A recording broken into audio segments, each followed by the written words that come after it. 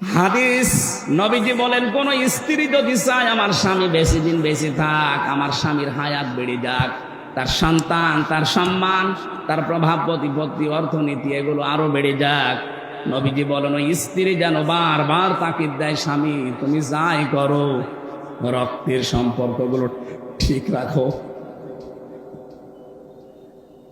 আমার সাথে সবচাইতে বেশি রক্তের সম্পর্ক আমার মা বাবার, আমার বোনের, আমার ভাইয়ের, আমার চাচার, আমার ফুফুর। এই কথা বলছেন কেন? এইগুলোর সাথে আজ সম্পর্ক ভঙ্গ করার জন্য সবচাইতে বেশি দায়ী বউরা।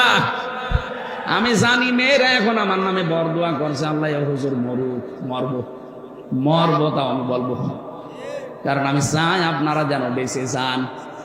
হাজারো স্ত্রী কিন্তু জাহান্নামে যাবে, কিন্তু এই স্বামী স্ত্রীর এই রক্তের সম্পর্কগুলো নষ্ট করার কারণে। কারণ আল্লাহ পৃথিবী তৈরি করার পর কমপ্লিট যখন হয়ে গেল, তখন এই রেহেম, যেটা রক্তের সম্পর্ক, আত্মীয়তা, এটা আল্লাহর পা চেপে ধরেছিল।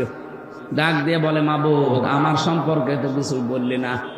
আল্লাহ পাক ওই দিন জানিয়েছে, রেহেম তোমার সম্পর্কে আমার রায় হচ্ছে, তোমার সাথে যারা সম্পর্ক অটুট রাখবে তাদের সাথে আমার সম্পর্ক ঠিক থাকবে।